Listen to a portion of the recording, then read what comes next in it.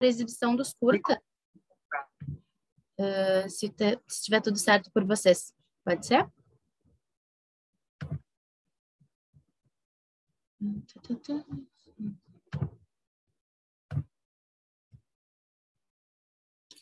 Então, né, bem-vindos ao nosso Cine Café. Hoje nós temos como convidada a Richelle e a Sara. Só um minutinho. A Richelle é psiquiatra, psicoterapeuta pela URGS, psicanalista em formação pela Sociedade Psicanalítica de Porto Alegre, professora do curso de psicoterapia da Clínica Horizontes e professora do curso de psiquiatria do Instituto Abuchain. A Sara é psicóloga clínica pela PUCS, com formação em psicoterapia de orientação analítica, pelo Instituto Horizontes, voluntária e coordenadora do grupo de apoio à adoção da ONG EL. Então, hoje nós escolhemos 2 curtas, tanto o Bao quanto o Cordão. O Bao, ele é da Disney, então a gente vai fazer uma exibição dele completa, que no YouTube ele tá é menorzinho. Se alguém tiver visto pelo YouTube, perdeu algumas partes. E... Só um minutinho. Perdão.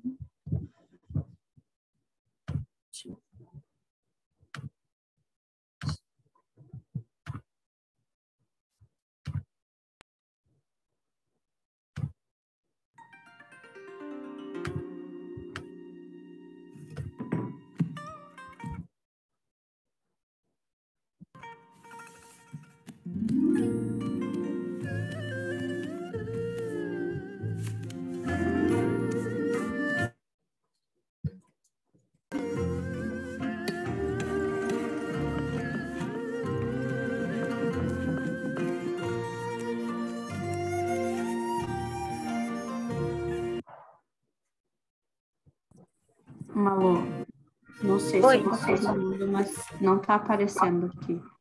Sério? Peraí. Deixa eu parar aqui, então. Deu algum problema.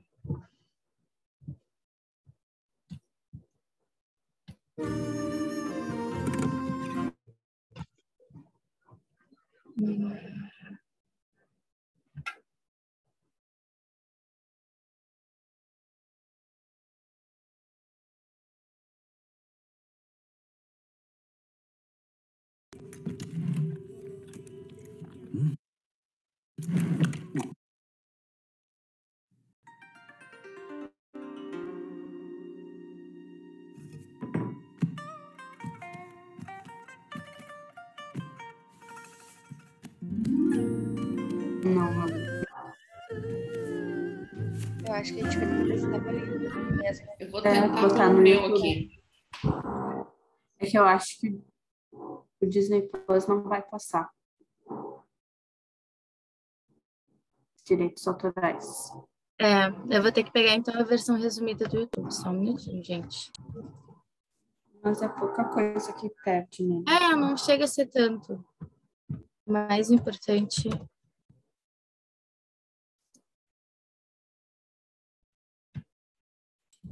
A versão resumida tem 3 minutos ou todo ele tem 3? Porque eu achei num site aqui. Aí tem 3 minutinhos.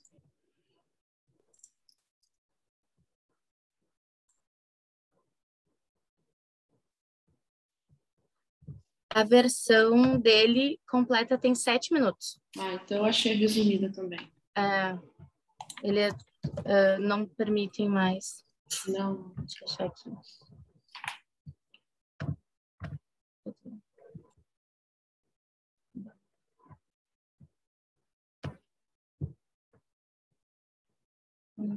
Acho que esse aqui, talvez.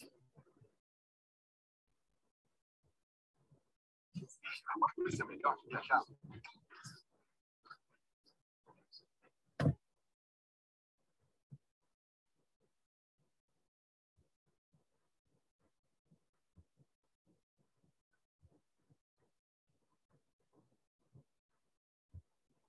Não. Eu vou passar um link para ti que deu bem certinho para Certo. mim aqui, tá? Por favor. Tá ali no chat. Deu bem certinho o link. E não é pelo YouTube.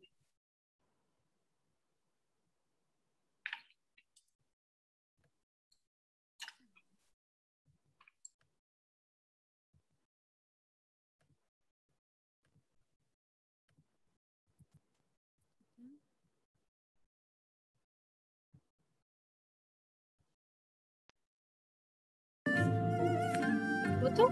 Certinho? Sim, sim.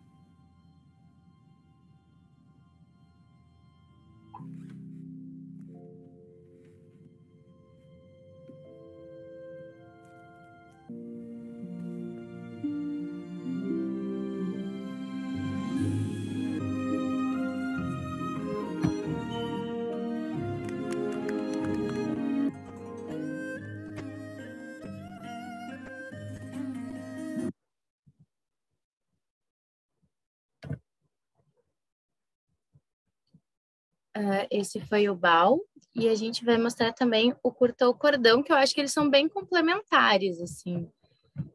Mostram dois pontos de vista diferentes e... Aqui. Deixa eu achar...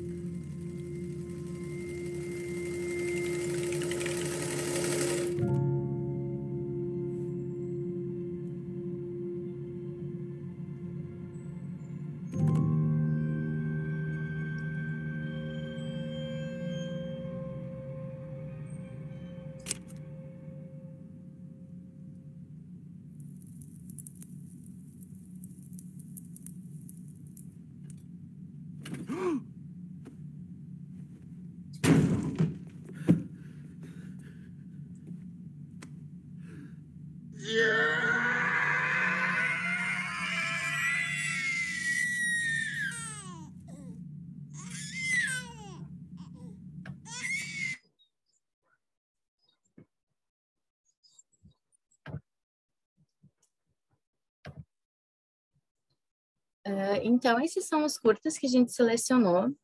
A gente colocou aqui no chat um link para que vocês possam associar livremente o que vocês pensarem e colocar ali, compartilhar com a gente dúvidas, reflexões que vocês tiveram sobre o tema, que depois que as palestrantes falarem, a gente vai liberar, né? Vai mostrar aí que pode puxar um debate também.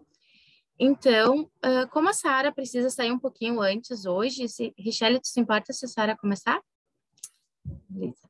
Sara, então, a palavra é sua.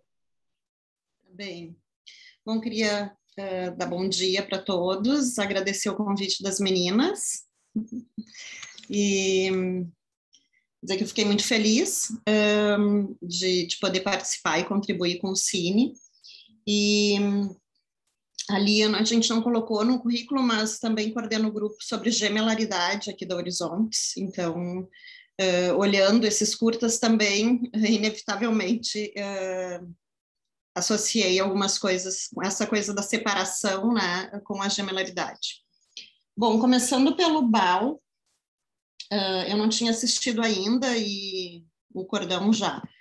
E daí fui dar uma olhada, né, foi uma animação que ganhou o Oscar em 2019, e foi considerado um dos melhores curtas da Pixar. Então, ele fala de uma cultura chinesa, né, e eu achei interessante, assim, porque às vezes a cultura nos atravessa, é importante que a gente preste atenção nisso. Bom, ele fala de uma mulher, dona de casa, a princípio, onde o marido não é muito presente, e de uma mãe, teoricamente muito super protetora, né, onde me veio muito a questão da cena onde ela engole o bolinho, quando ele quer sair e ela engole o bolinho. Então eu fiquei pensando nesse momento em que os filhos querem sair e que a gente como mãe parece que quer que volte para a barriga, porque é o único momento em que a gente tem o controle desse total do filho, né? E enfim, eu me remeti bastante, peguei sei que a Richelle talvez vá falar de outras coisas, mas eu me detive a essa parte da adolescência, né? Eu me identifico muito, assim, com atendimento de adolescentes, eu atendo muitos adolescentes, então desse período de afastamento dos pais, esse período de busca por uma identidade, de ir para a rua, ir para fora, sair, né, de casa, da reedição do Édipo, daí com a possibilidade, né, com a genitalidade, com a possibilidade de efetivação da sexualidade, então toda essa vivência da sexualidade, enfim, é um momento que os adolescentes saem, mas depois voltam, só que é de extrema angústia para os pais, né, e assistindo o filme eu me lembrei desse final de semana, eu tenho um adolescente de 17 anos em casa, e pela primeira vez ele me disse uma coisa que é uma bobagem, mas que é isso, né? Eu acho que exemplifica ali. Que ele me disse, mãe, vou sair. E eu, que horas tu volta? E ele disse, não sei.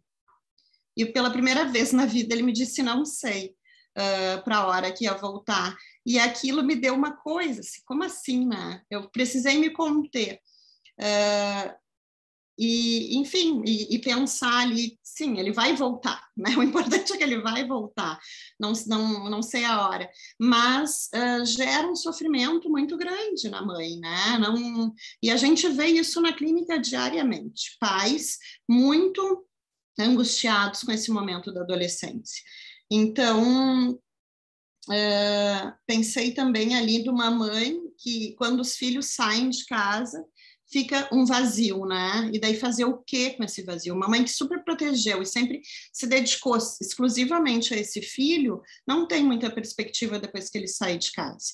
E eu queria compartilhar com vocês, daí, para encerrar o que eu pensei do BAL, um trechinho de um trabalho que eu fiz, que eu escrevi sobre adolescência, é bem curtinho, eu quero ler para vocês. Eu só vou baixar aqui para... Então, desde o início do tratamento, Manuela se mostra muito intensa. É uma menina de 15 anos. Sua intensidade vem através de sua fala, sempre rápida e com muitos conteúdos, e nos relacionamentos com seus amigos e família. Macedo, 2012, nos diz que a adolescência é um momento do ciclo vital que faz viver sentimentos e relacionamentos intensos, dúvidas, muitas perguntas, desafios e buscas constantes. Dessa forma, em meio a um turbilhão de desejos, sentimentos e medos, os jovens fazem uma profunda revisão do seu mundo interno e experiências infantis. buscando dar conta das transformações físicas da puberdade e da demanda de trabalho psíquico que invade o seu território. As incertezas e inconstâncias também fazem parte das reflexões de Manuela nas sessões. Conforme postula Macedo, esse processo de busca de si mesmo é o elemento condutor da transição da identidade infantil para adulta. Processo esse doloroso e prazeroso, assustador e fascinante, desejado e temido. Essas ambiguidades mostram a dimensão da crise de identidade do adolescente, ou seja, não é mais uma criança, mas não é um adulto. Não quer perder privilégios infantis, mas quer adquirir prerrogativas da adultez. As incertezas de Manuela também se justificam porque na adolescência nenhuma certeza parece tão certa. Bloss, 1998. Enquanto na adolescência a criança contava com a opinião dos pais sempre que necessário e confiava nela como sendo a verdade absoluta, neste momento o jovem não quer mais recorrer aos pais para tomar suas decisões. Ao mesmo tempo que conta com um superego fragilizado em função desse desinvestimento parental. Existe um buraco deixado pelos pais que precisa ser preenchido. Assim, começa a busca por modelos identificatórios. Neste contexto de saída da endogamia para a exogamia, a amizade surge como um papel decisório que representa um investimento libidinal considerável e terá um papel fundamental nos novos caminhos a serem percorridos pelo adolescente. A amizade, então, é idealizada, o jovem busca no amigo as características que gostaria de possuir, configurando uma escolha objetal narcísica. Macedo complementa que é impossível, entretanto, que se mantenha essa fantasia de uma amizade idealizada por muito tempo. Mais cedo ou mais tarde, o amigo irá mostrar-se como alguém comum, com fraquezas e os mesmos vazios. Neste momento, a amizade poderá ficar ameaçada, denunciando a fragilidade do processo de idealização. O trabalho com os pais de pacientes adolescentes é muito importante. Normalmente é um momento em que enfrentam a meia-idade. Macedo afirma que é comum pais terem sentimentos ambivalentes em relação aos filhos, ao mesmo tempo que os admiram e orgulham-se deles, também sentem ciúmes e inveja. E é um sentimento contraditório. Desejam o crescimento e o amadurecimento dos filhos, mas ao mesmo tempo querem suas crianças indefesas e dependentes de volta. Do ponto de vista do adolescente, eles não entendem seus pais, assim como os pais não os entendem. Para tanto, é importante o diálogo e a autoridade dos pais. É importante que o diálogo evolua até uma conversa, com troca de ideias, em que os dois lados possam ser escutados. É necessário que os pais possam lidar com esses momentos oscilantes para que o adolescente possa viver esse processo. Bom, e daí fiquei também assistindo na cena que o Bolinho, que o menino chega com a namorada ali. Fiquei pensando como é que eu vou reagir também quando acontecer isso comigo. E sobre o cordão, também um curta muito lindo, assim, e fala dessa importância de cortar o cordão, né? Eu senti ali os personagens completamente desvitalizados, o quanto esse cordão parece que suga, se não é cortado, suga, né? Uma energia, uma vitalidade. Fala de uma vida simbiótica entre mãe e filho, uma vida dependente. E daí que eu pensei na gemelaridade, porque toda separação é difícil, e é difícil.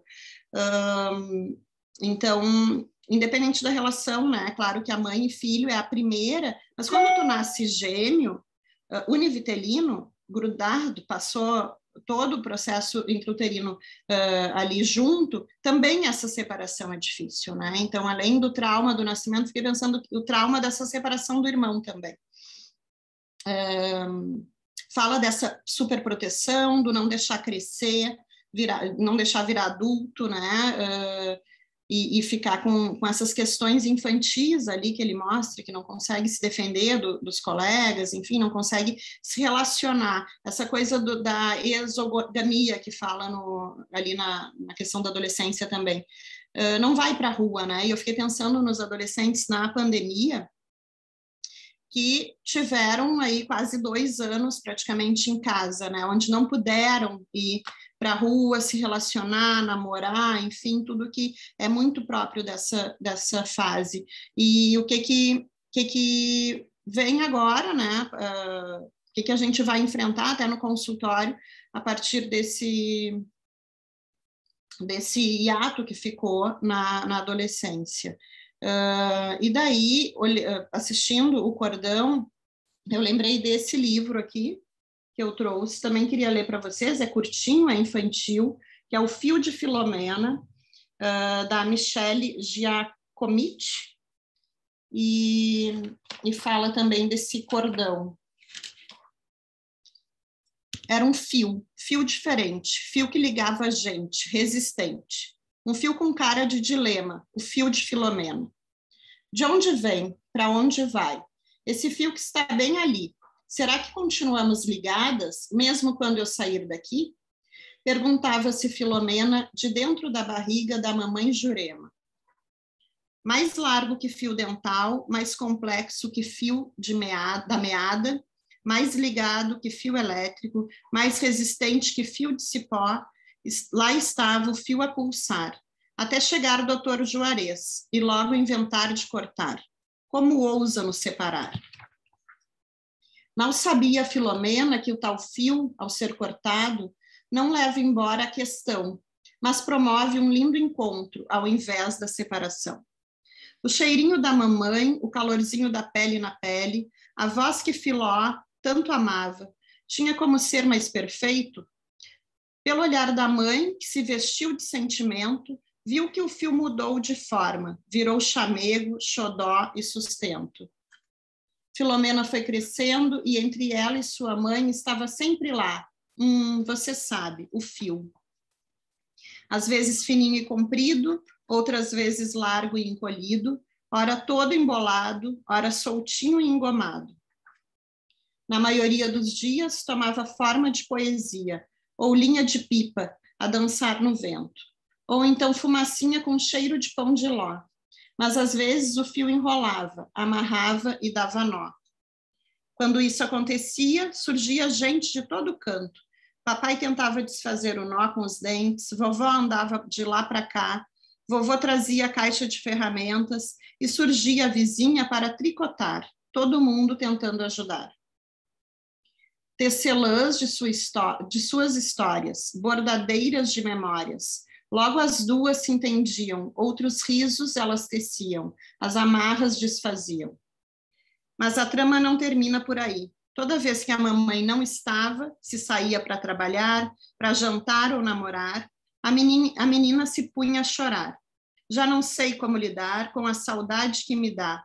O que faço com o fio quando ela não está? Filomena, menina esperta, depois de muito enrolar, tomou o fio pela mão. Fez novas cordas para o seu violão e aprendeu a costurar. Fez coleira para o cachorro, chamou a amiga para brincar, através da diversão. Fez do fio uma invenção e não parou mais de criar. Pôs-se no mundo a viajar, construiu seu próprio lar, era porque o fio existia que ela ia, sabendo que podia voltar. Cada uma em seu percurso construíram seus espaços, e cada novo encontro no aconchego dos abraços, o fio virava ninho, outras costuras e lindos laços. Então, achei que tinha a ver com esse curta do cordão, e também lembrei de um ditado que diz, budista, que diz que as duas coisas que os pais podem dar aos filhos são raízes e asas. Então, eles podem ir, mas tem para onde voltar. O fio nunca vai se cortar, mas que ele possa esticar, né? Deixar ir. Acho que da minha parte era isso.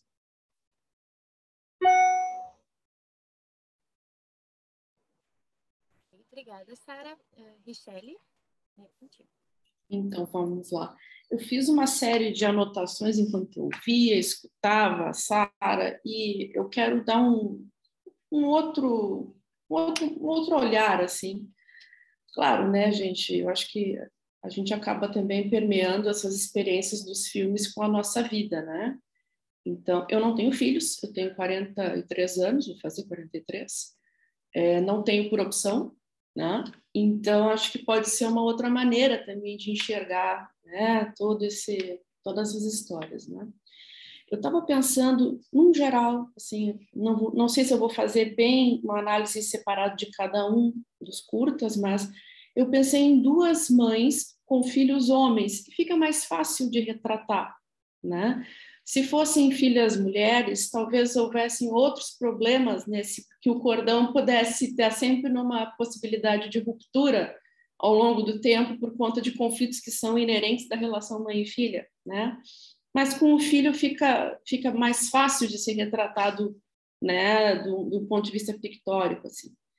E duas mulheres que a gente não sabe se elas não conseguem investir na sua vida conjugal, na vida amorosa própria, por conta de problemas com o seu cordão no outro momento da vida, né?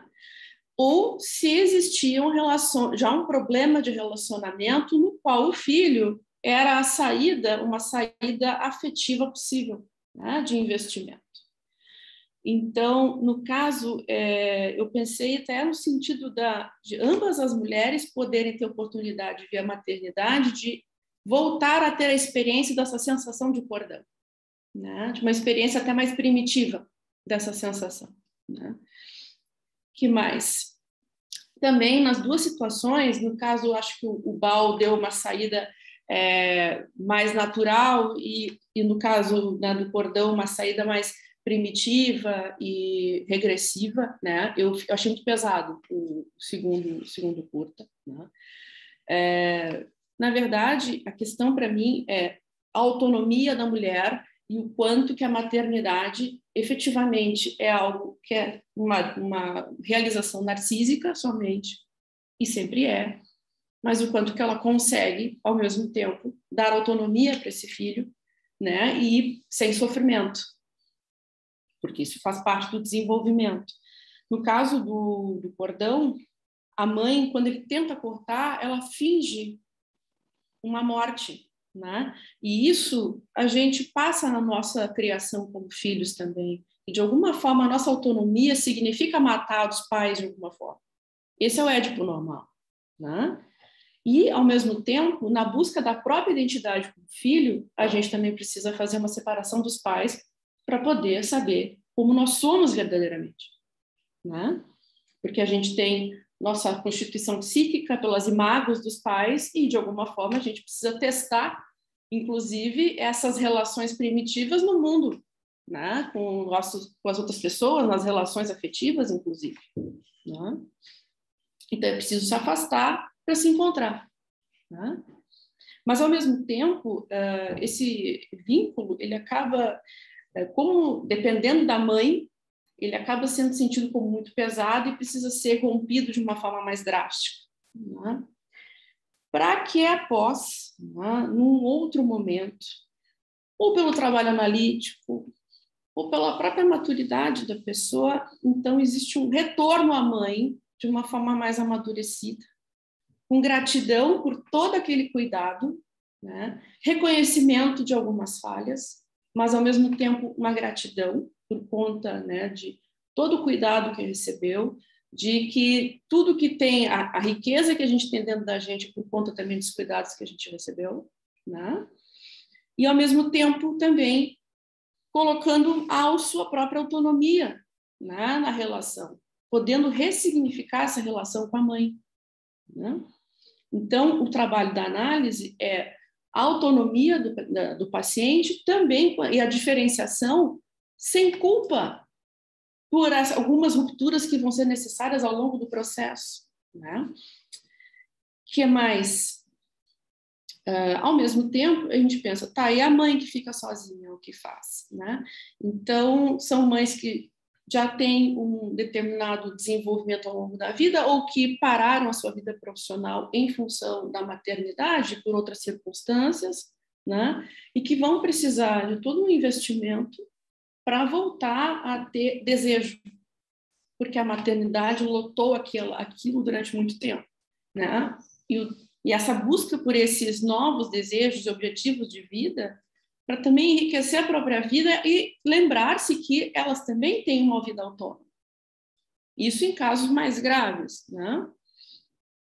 O que mais? E depois, algo também que me chamou a atenção no cordão, no final, né? Como uma relação foi muito primitiva ao longo de todo o tempo e foi se desvitalizando ao longo do tempo para ambos, né? O grito ao final, no final, eu pensei o quanto que a única saída para aquele homem era, digamos, né, a morte psíquica, mas como se fosse um retorno ao ventre, sabe? A mesma, equiparada ao retorno ao ventre. O grito se transformou num grito de bebê, porque ele voltou a ser um bebê desamparado, então ele morreu de alguma forma também, né? Por conta também de uma dificuldade materna. Então, acho que, por mais que se foque o olhar no adolescente, eu recebo as mães, né? Então, o quanto que ressignificasse como mulher, né? Que não existe somente a maternidade como algo que traz significado para o self, né? Mas outras coisas na vida, inclusive a vida afetiva sexual, né? Que pode ficar prejudicada, né? E às vezes a gente vê movimentos também eu vejo movimentos muito interessantes, assim, difíceis às vezes também, de mulheres, mas, né, na casa dos seus 50 anos, que daí resolvem, então, tomar medidas drásticas, assim, né? Fazer uma viagem sozinha para tentar buscar essa autonomia, ou então reavaliar todo um relacionamento, agora que os filhos estão crescidos e aquele relacionamento teve que ser sustentado por causa dos filhos e agora não faz mais sentido. Então, talvez haja uma necessidade de uma busca de autonomia financeira, inclusive, para reorganizar a vida. Então, isso também a gente vê esses movimentos, né? Porque aí, aparentemente, uma sensação assim, de filhos encaminhados. Então, eu posso agora pensar em mim, né? E outros casos que eu vejo também que aí é mais complicado, que às vezes até um tratamento psicoterápico focado no paciente, no filho, vamos dizer assim, quando começa a haver algum desejo de autonomia, o cordão é puxado para fora do tratamento também, né? Então a simbiose vence. E a gente, como terapeuta, acaba sendo, de alguma forma, inclusive, hostilizado, né, pelo familiar, quando começa a despontar algum desejo de autonomia. Isso até por situações pessoais, assim, minhas, né? Então, eu quis trazer, na verdade, algumas ideias que foram me ocorrendo, mas por outro ponto de vista também. Acho que era isso, se qualquer coisa a gente vai conversando, né? Então, se houver outras ideias, eu posso também complementar. Obrigada, pessoal, pela oportunidade, né? Porque é uma atividade que eu não tenho costume de fazer, que é fazer comentários a respeito de filmes, né? Sou mais da aula mesmo, né? Então, eu queria agradecer a você pelo convite. Sara, tu levantou a mão. Quem quiser também falar, pode fazer esse levantar a mão para organizar ou mandar no chat, que daí a gente vai elencando as perguntas. Bom, acho que como tu já falou, né, eu daqui a um pouquinho tenho que sair, então por isso resolvi falar agora. Também nunca participei de uma atividade assim, né, de filme, como a Richelle, mas ouvindo a Richelle, eu lembrei de uma situação de uma menina que eu atendo, de 15 anos também, e que o pai viu no celular dela troca de mensagens com um menino. E esse menino não é de Porto Alegre, é de outro estado, enfim.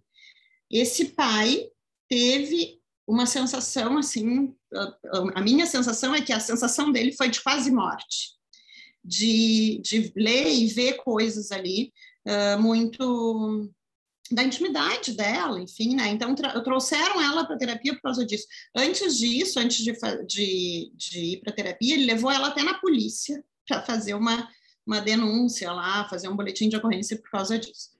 Porque daí, assim, trabalhando com ele, numa segunda sessão, ele me disse, conseguiu dizer de uma forma muito, muito difícil, assim, que ele viu ali ele perder ela.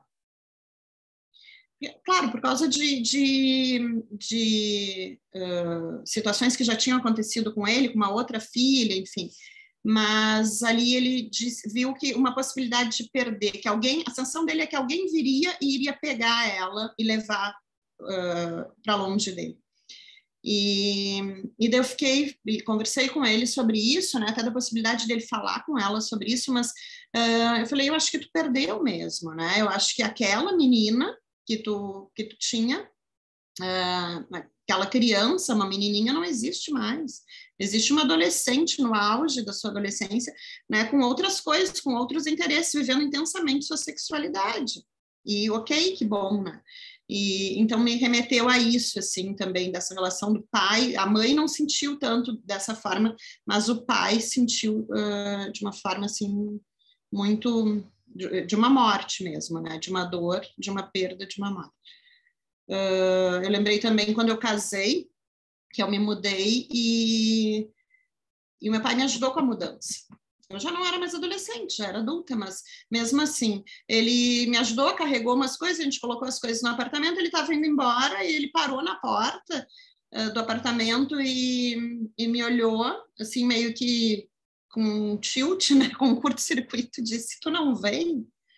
Eu disse, não, pai, a partir de hoje eu durmo aqui. E daí ele ficou em silêncio, assim, virou as costas e saiu, meio zonzo, né? Eu nunca esqueci essa cena. Então, é de um sofrimento mesmo, essas rupturas, né? Esses rituais, assim. Eu acho que a gente tem um papel muito importante nisso, de ajudar tanto as mães, né? E os pais, mas também adolescentes, enfim, aí buscando essa identidade, essa singularidade de cada um para poder viver a sua, né, a sua singularidade de forma plena.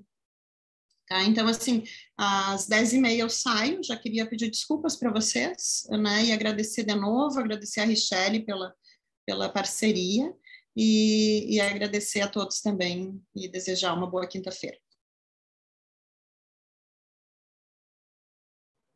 A gente agradece muito a tua participação, Sara, e pela disposição de vir. Eu vou compartilhar agora algumas das questões que foram elencadas no link. Quem ainda quiser ir colocando pode ir, mas eu vou trazer porque eu acho que são coisas que valem a pena ser discutidas, assim. Tem alguém que está comentando. Então, a gente veio bastante essa questão, né? Autonomia, tanto dos filhos, a questão da simbiose, engolfamento, as mães superprotetoras, de faltar, né, a terceira parte do triângulo de Édipo. No cordão, também fico pensando um pouco de, talvez, eu não vi tanto o pai presente ali no bal, né, de alguma forma. Não, uma mudança e ruptura. Aqui a questão do marido que parece não ter um olhar para a esposa, então não foi capaz de ver a infelicidade, o sentimento de abandono dela. E a mãe, como mulher com desejos que precisam ser relembrados. E a mãe também que come compulsivamente sempre que se vê num momento de solidão ou tristeza em bal. Eu não sei, eu acabei vendo ele completo, então foi algo que chocou bastante, assim, essa questão da mãe comendo sempre compulsivamente quando ela está triste.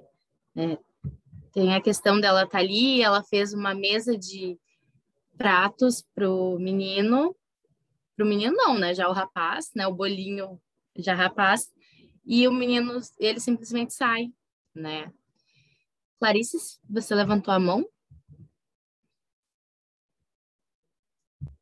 Pode falar.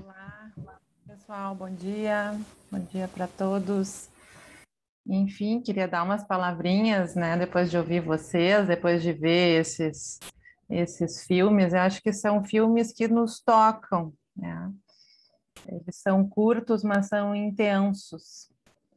E quem sabe isso dá notícia de que, enfim, esses assuntos abordados nos filmes, eles pertencem a todos nós, de alguma forma ou de outra.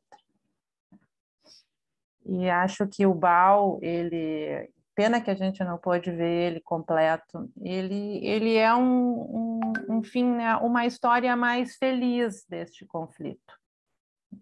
Acho que a mãe, né, por mais que tenha ali enfrentado dificuldades, né, e tenha tentado devorar esse filho, né, como estava se falando agora da mãe, né, acho que mais regredida nessa fase oral canibalística, vamos dizer assim, enquanto aquilo foi uma fantasia, posto como uma fantasia, é uma mãe que, por fim, consegue chorar, né, de alguma forma elaborar, né, as suas tristezas, a sua separação e, por fim, acolher este filho crescido, né, este filho diferenciado, este filho com uma escolha objetal, inclusive, diferente da dela, né?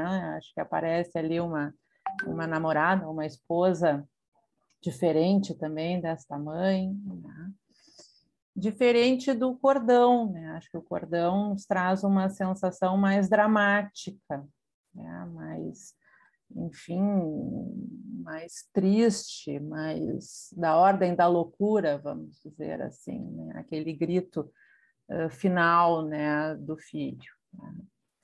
E, enfim, acho que vários assuntos a gente pode pensar, né? Eu me lembrei do Winnicott, a capacidade de ficar só, né? Eu me lembrei que o Winnicott fala também que a falta, né, é tão importante quanto a presença, então podermos também abrir esses espaços, né, para os nossos filhos. Eu acho que a Sara e a Richelle disseram bem, assim, que são conflitos que talvez a gente tenda a olhar assim como o protagonista, como o personagem principal, o filho, mas tem vários personagens envolvidos nessa história, né? Tem lá os dramas de cada um, né?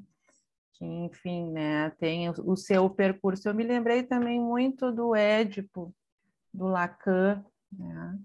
O Lacan fala dessa completude narcísica da primeira fase do Édipo do Lacan, da mãe com o seu filho, né? Ele usa também né, para falar do filho, a mãe e o filho, né? Então o filho é o falo, né? E a mãe se torna uma mãe fálica completa, né? Essa fantasia de completude, que precisa de alguma forma progredir, né? Ele diz que o falo precisa circular, né? Precisa primeiro circular entre os personagens. Então ali no cordão aparece um momento em que essa mãe, né, ensaia um desejo, um outro desejo, um desejo por um homem, né? E, enfim, né, não consegue, aparentemente, ali no filme, progredir neste sentido, mas aparece em algum momento esse outro na cabeça da mãe, como diz o Lacan, né?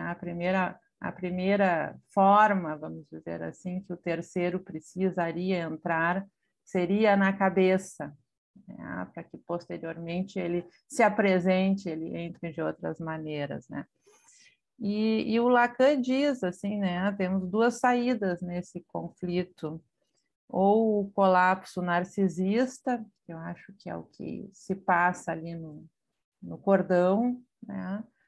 Ou a castração simbólica, né? Nós compreendermos que o falo, no fundo, não está em nenhum de nós, né? Está no mundo, na cultura. Acho que isso que a Richelle também estava falando, dessa necessidade de repensar as suas vidas, de expandir, de, enfim, né, encontrar novos objetivos, novas formas aí de viver, né?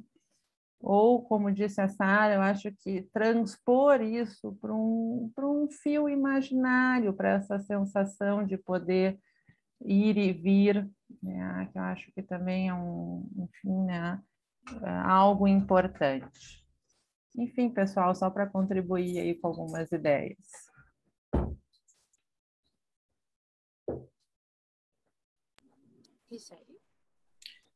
Então, sobre o engorde, né, me ocorreu algumas coisas também sobre qual o estado, né, de coisas, né, qual o estado da vida psíquica, né, da mulher pré-maternidade, né? E o engorde pode, claro, o comportamento alimentar ele tem diversas, né, causas, assim, mas às vezes as saídas possíveis de satisfação são as mais próximas, porque o cordão fica muito curto. Então é necessário, né, a gente recorrer ao que tem de mais próximo, assim, né? Então, tudo que eu acho que achei excelente a fala da Clarice, no sentido dessa completude se estender durante tanto tempo, que outras fontes de prazer na vida não são possíveis, porque não sente falta, né? Então, não tem onde buscar, né? E talvez alguns lampejos de falta, o prazer mais próximo do alimento, né? Que dá uma sensação de preenchimento. E, bom, gente, vamos pensar também, né, que existe, às vezes, uma igualdade, né, de estímulos, né? Né, que a gente fala, não, depois eu vou lembrar o termo certo, mas assim, dinheiro, que é igual a bebês, que é igual a fezes, comida, que é igual a pênis, que é uma satisfação sexual de alguma forma, também libidinal, vamos colocar assim, por meio do alimento, né? Então, são satisfações possíveis, né? Achei isso, assim, sensacional a fala da Clarice, lembrando dessa completude. Quem tem tudo não precisa de nada, mas, ao mesmo tempo, a vida, né, o curso da vida, ele traz desejos que a pessoa não tem essa consciência. Então, o tempo vai passando e outras vontades vão surgindo, e aí a falta vai ficando cada vez mais presente. Eu vi também ele, o rapaz, né, pegando uma revista escondido ali, né, na banca e trazendo para ele. E também pensei, sabe o que me ocorreu? Uma coisa assim, o quanto que a mãe, ele precisando inflar, a mãe murchando, não só como um percurso natural da vida, mas que, de alguma forma, ele também acabaria, já que ele não tem outras fontes de energia para buscar, além da comida, né? Fora daquela relação, ele vai sugar a mãe de alguma forma, né? Então, são relações também que acaba tendo, num aspecto material, também uma dependência, né? Econômica, né? O filho não podendo se desenvolver, acaba também inflando os custos da mãe, né? Então, de alguma forma, a mãe também vai murchando. Me ocorreu isso agora para dizer.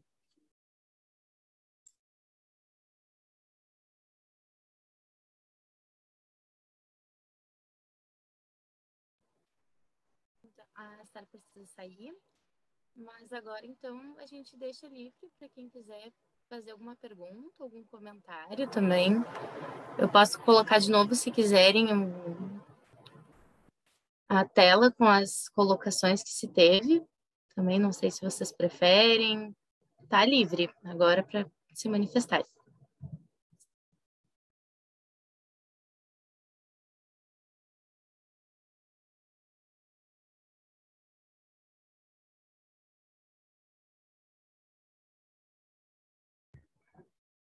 Só vou fazer, pensando aqui, né, a questão da...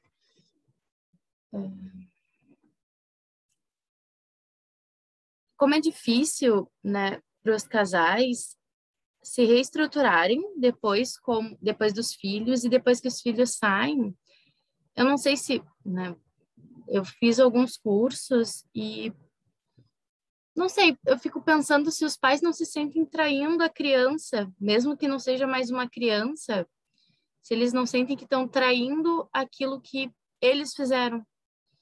Ou pelo menos que vem uma culpa tão grande de se permitir aproveitar a vida, até às vezes vendo, por exemplo, se os pais têm condição de aproveitar a vida, mas a filha ainda está se estruturando financeiramente ou até de outras formas, quanto muitas vezes os pais não se sentem culpados e se privam disso, né? Ali a gente não teve um casal, né? No cordão a gente tinha uma mãe solteira e que eu achei muito interessante que ela ficou o resto do curto agarradinha na latinha que o moço tinha mostrado para ela. Não sei se vocês separaram. Quando ela encontrou ele no supermercado, ele mostrou, olha, tem essa latinha aqui que é diferente, pode ser melhor. E aí eu fico... E depois ela passou, sempre que ela ia no supermercado, ela pegava aquela mesma latinha. Eu acho que talvez foi a única forma que ela encontrou de ter um proveito, de ter um... Talvez de viver sem culpa. Porque viver com outro homem teria culpa. Até porque, algo que eu achei muito interessante, o menino dormia, apesar, né, estava bem explícito, ele dormia na mesma cama que a mãe. E a mãe chorou do lado dele depois que não teve o relacionamento, né? Então, eu fiquei pensando muito se os pais têm, né? De se privar de viver. Né? E também, quanto nós, filhos, muitas vezes também reforçamos essa culpa. Né? Tipo, a gente fica ali, né? Ah, pode, não pode. Né? Clarice? Não, enfim, eu pensei assim que, em primeiro lugar, como diz o Freud, né, a fantasia de retorno ao ventre é universal, é uma proto-fantasia, pertence a todos nós, está no nosso inconsciente de alguma maneira ou de outra. Né? E assim, duas questões que eu pensei. Primeiro, eu pensei, a Sara não está mais, mas ela trouxe essa questão da adolescência, e isso eu tenho percebido. Esse isolamento social forçado, né? Essa reclusão na casa dos pais, né? O quanto ela talvez se alie, né? De alguma maneira se condense com essas fantasias. E agora nós estamos vivendo esse momento de reabertura, de um corte, de alguma maneira, né? Um novo corte, um recorte deste cordão. Né? Então, assim, eu tenho me deparado com adolescentes muito angustiados. Né? Ontem eu estava vendo o filme não sei se vocês já viram, do Jojo Rabbit, né? Que fala da Segunda Guerra e do fim da Segunda Guerra. E na cena final, eles abrem a porta para a liberdade, eles estão aprisionados de alguma maneira ou de outra, e eles dizem assim, e agora, o que vamos fazer? Então, talvez também essa seja uma pergunta quando se corta o cordão. E agora?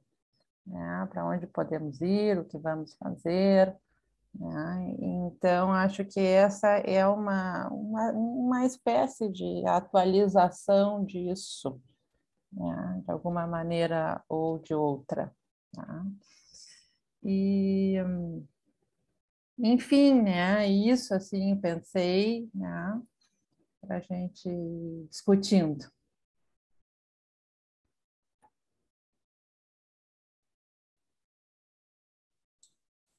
Eu penso que a gente consegue se adaptar facilmente a qualquer situação, né? A gente se acostuma até com o que é ruim.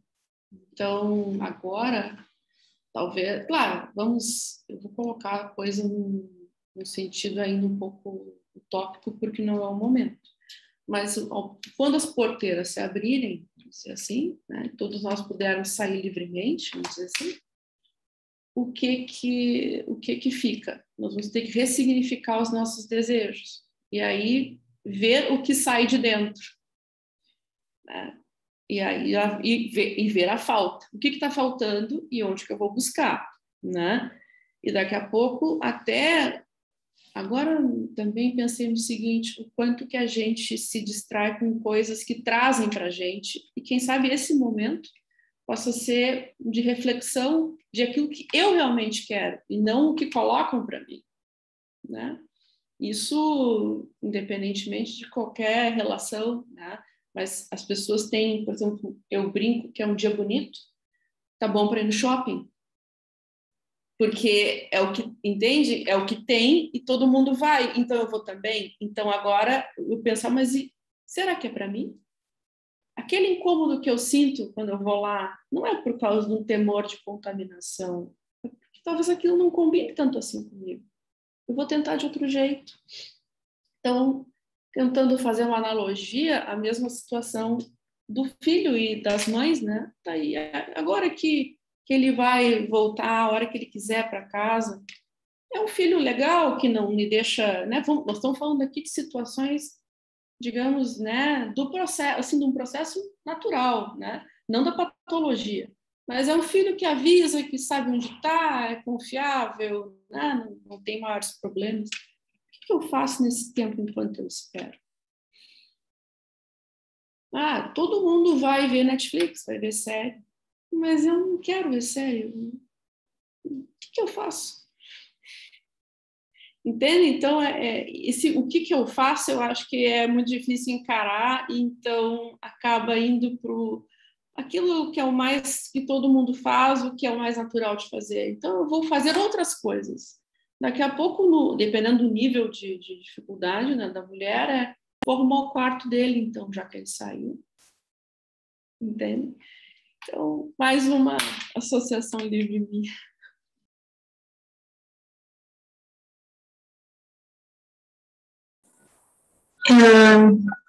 Eu quero parabenizar as gurias. Achei muito legal os curtas também. Achei o segundo do Cordão, como disse a Richelle antes, bem pesado também.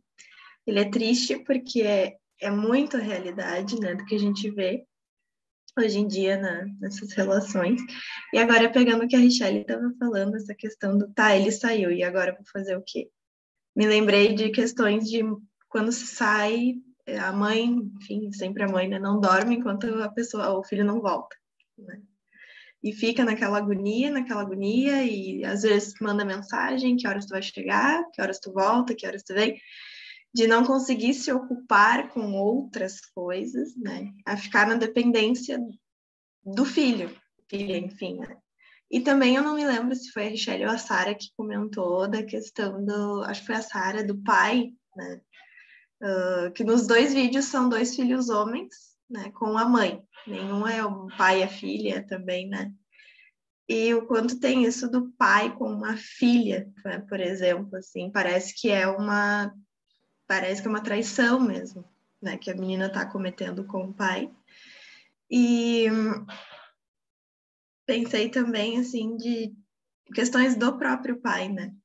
O quanto ele sabe o que pode ser perigoso para a filha, assim, por questões que ele já tenha feito na fase adolescente dele, né? E que ele pensa, vai se repetir com a minha filha, não quero, então vou ficar nessa, né?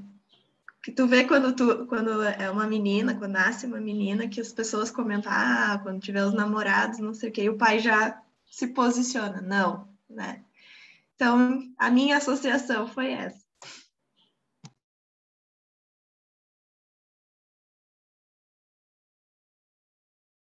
A gente sempre tem uma ideia de que o pai pode ser uma pessoa muito distante, mas, na verdade, são os papéis que as famílias, né, se organizam, né? Mas eu já vi homens sofrendo muito, assim, também com a saída de um filho ou de uma filha de casa, né? Assim, eu vi o quarto ali sem a cama e me pus a chorar, assim, né? Às vezes até por conta de que não tomou outras atitudes ao longo da vida para poder cuidar dos filhos, como se separar da esposa, por exemplo. Então, existem homens dedicados com situações um pouco parecidas também, né? Claro, sempre de outra vivência, porque a maternidade é algo, né, que o homem não consegue ter essa experiência de uma forma completa, né? Mas é no mesmo nível de sofrimento, sim.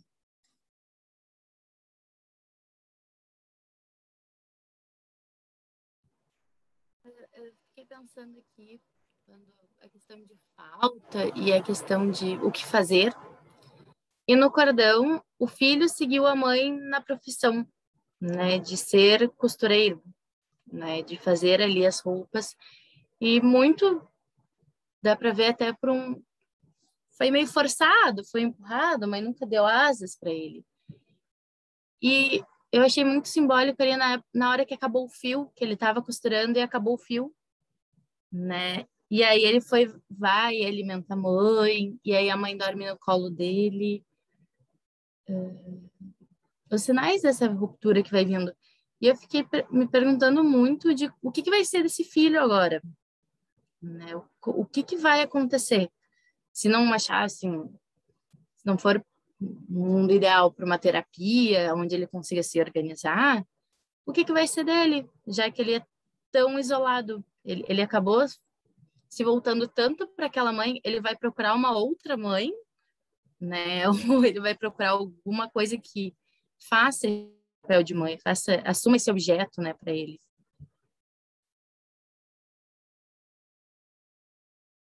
Eu acompanhei uma situação de longe, assim, eu não sei se vocês fazem isso, mas eu tenho quando eu vou muito em algum lugar, em vários lugares, e daqui a pouco a gente para de prestar atenção em alguns estímulos e começa a prestar atenção nos outros, né? Então, eu sempre reparei em algumas pessoas, né, que sempre circulam pelos mesmos lugares, então eu acabo prestando atenção nelas, assim. E eu não vou falar muito, claro, para não identificar, tá? É um senhor sempre ao lado da sua mãe, sempre nos mesmos lugares, independente da hora do dia, tu passa e vê tomando café, né? Uma coisa assim. E anos a fio isso, e um belo dia ele tá sozinho, né? E aí a pessoa que estava do meu lado disse, ele é viúvo de mãe. Ficou viúvo de mãe. Então, e aí eu vi assim um ser vagando. A mesma pessoa nos mesmos lugares, vagando. E aí aconteceu um movimento diferente, né, de uma busca pelo outro. Assim, e aí tu estava lá parado fazendo uma determinada coisa, no local X, ele vem e quer puxar assunto. Tá? Não importa homem, mulher, é puxar assunto. Então é ficar ali e aí aquele local, né, onde se circula acaba virando a casa. Tá? Então realmente muito triste assim. Eu não sei o que aconteceu depois, eu não vi mais, mas isso ficou bem presente na minha memória até hoje. Assim. Foram vários anos. E aí eu também fui vendo, né, a mamãe ficando encolhidinha e mesma coisa.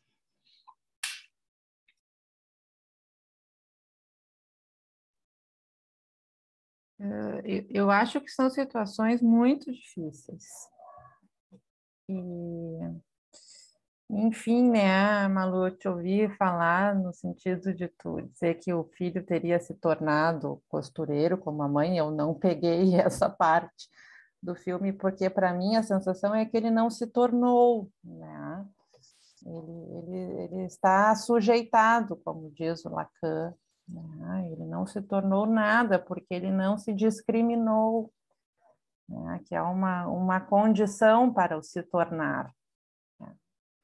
Então, situações muito graves. E agora, né? Depois que a sensação que dá ali é que o corte significa a morte, né? A vivência é desta ordem, né?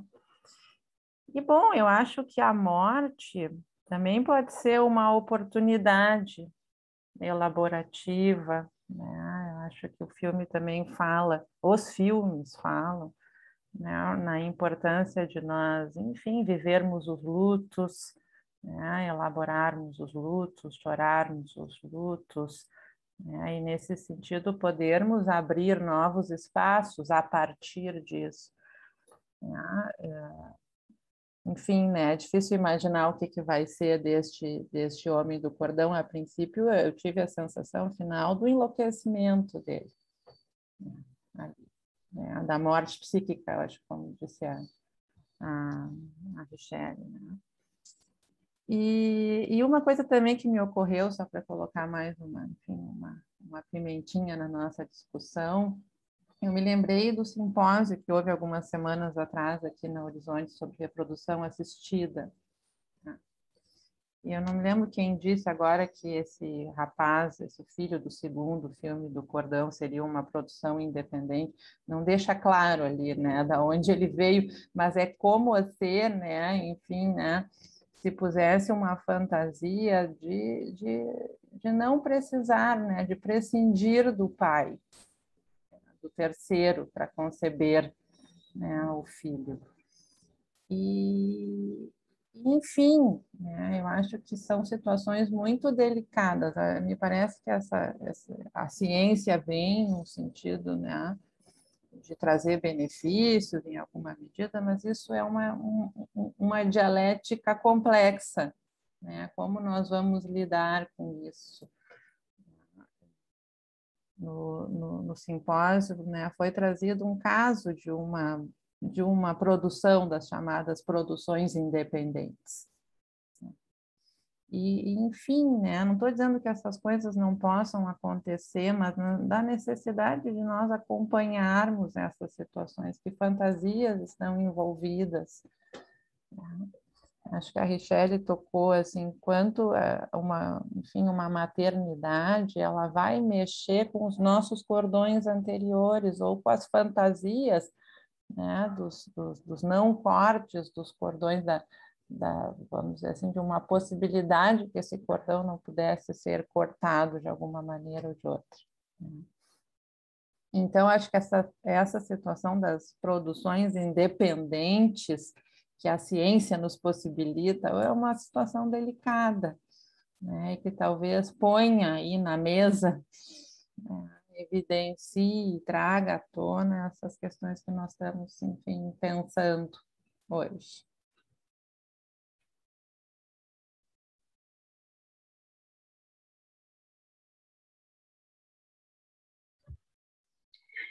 E eu fiquei pensando também sobre o que a Clarice estava falando, né?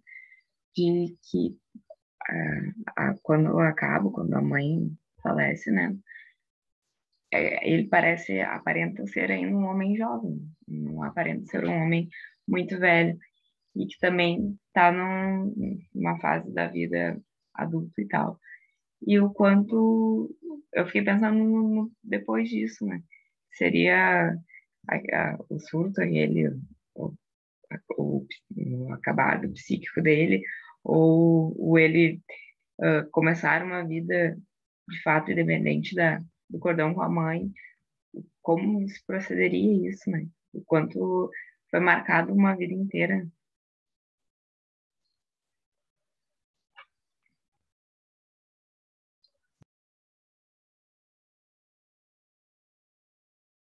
Talvez ele seja um homem, né, adulto em termos da idade cronológica, né, mas me ocorreu a questão da idade psíquica desse sujeito.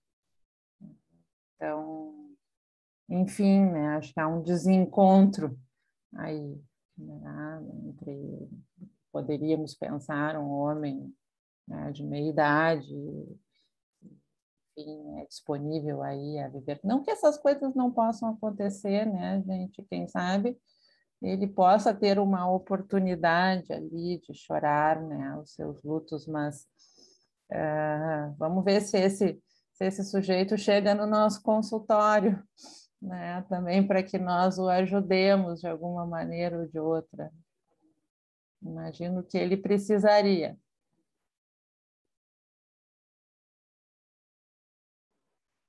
Eu pensei a questão de que quantas mães solo, né, não buscam trazer o pai para junto da relação.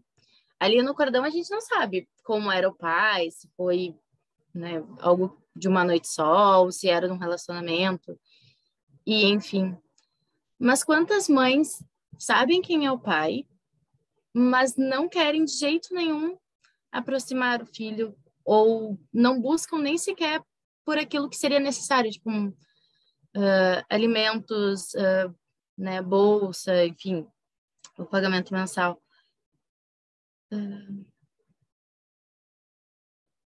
Também é perverso um pouco das mães privarem os filhos nesse sentido, né? Mesmo sabendo, mesmo tendo conhecimento quem seria e quem poderia ser, talvez elas tenham muito medo de que o filho se torne o pai, o filho, a filha, assuma características que para ela pode ser doloroso, né, que vem do pai.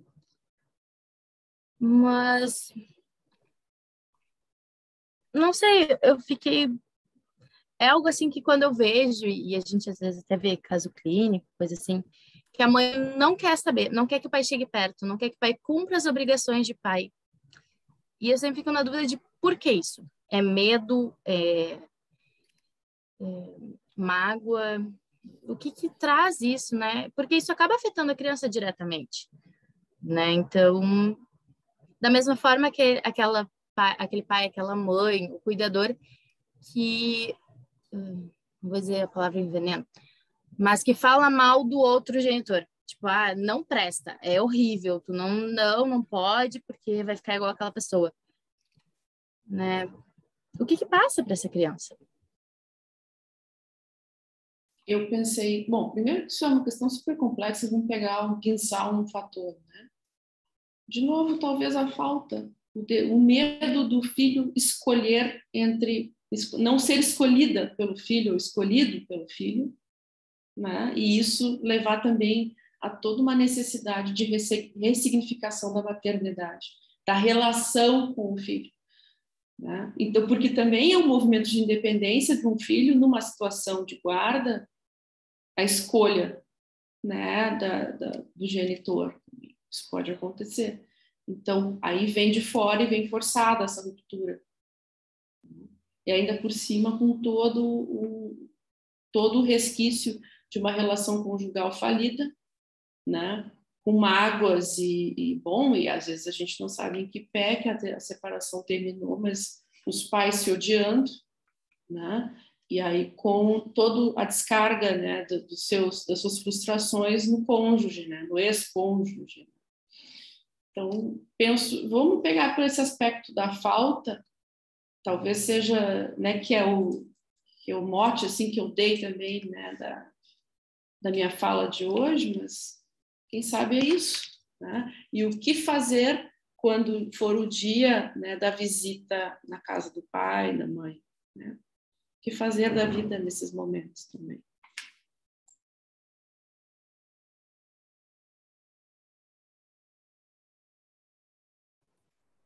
Pois então, a gente está chegando no finalzinho, tem mais uns 4 minutinhos, caso alguém queira fazer mais algum comentário. Mas eu acho que é muito disso, eu acho que são 2 curtas que trouxeram bastante coisa, assim. Quando eu vi o baú completo, assim, eu cheguei a chorar, gente, foi um curta que mexeu bastante, assim, ele é bem emotivo.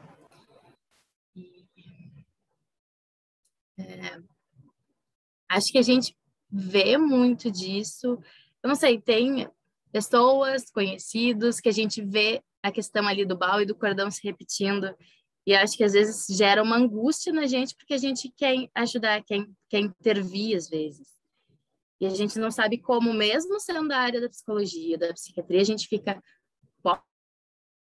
não posso, devo, não devo.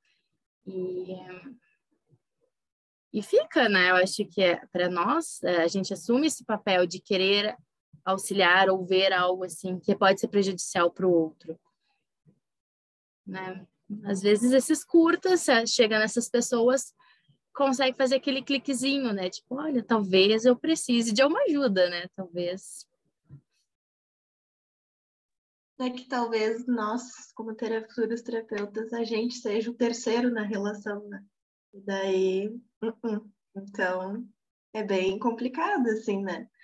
Só vai se dar preciso de ajuda, tem algo errado, né? Geralmente se dá por parte do filho, eu acredito, né? Porque é sufocante. Só que aí tem toda aquela questão da resistência, enfim, né? Porque tu vai estar mexendo numa estrutura. Mas eu penso que nós somos o terceiro nessa relação, né? Quando não tem o outro, vai ter a gente, então é isso. Falou que geralmente é o filho. Eu lembrei, tem um filme, que acho que é a Jennifer Lawrence, que faz a performance, que os pais contratam uma moça para seduzir o filho, para tirar o filho de casa, para o filho morar sozinho. É assim, ó, bem interessante tu ver o outro lado da jogada, né? Que ali era um homem já de 30 e tantos anos, que não saía de casa e estava super confortável, e os pais queriam, olha, eu quero viver minha vida, e quando eles percebem que um casal de amigos deles fez isso, aí eles entram na mesma onda, assim. E óbvio, né? É uma comédia romântica, então várias coisas acontecem. Mas também é engraçado ver do outro lado, né? Dos pais que talvez queiram, tipo, olha, tá na hora de voar, bater as asinhas. Procurem na internet um caso de pais que processaram o filho para que ele saísse de casa. Ah, sim, eu vi isso. Então, Tem um filme legal também, Eu sugeri para vocês que é comédia, enfim, com a Jennifer Lopes, acho que é, da Sogra. O nome é A Sogra. É um filme bem legal também, que fala disso, quanto a mãe faz todo um drama para o filho não casar e quer morar junto e faz todo um escarcéu, enfim. É bem engraçado, mas ele fala um pouco disso que a gente está conversando Chega a hoje. envenenar a Nora, né? Ela envenena a Nora ali, dá tipo umas castanhas que ela é alérgica, é bem... É bem legal, assim. É. Certo, gente, a gente chegou no nosso horário. Agradecer muito a todos que participaram, que ficaram com a gente aqui até o fim, que colaboraram.